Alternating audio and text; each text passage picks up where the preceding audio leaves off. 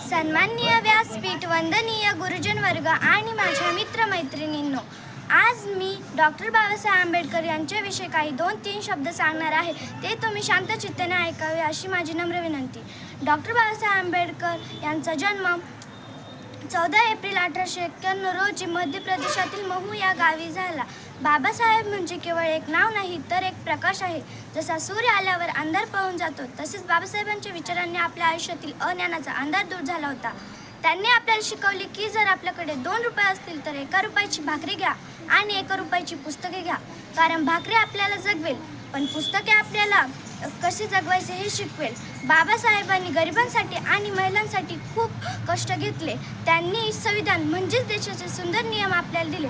त्यामुळे आज आपण सर्वजण सुखाने जगत आहोत. आज त्यांच्या जयंतीला मी असा संकल्प करते की मी दररोज मन लावून अभ्यास करेल.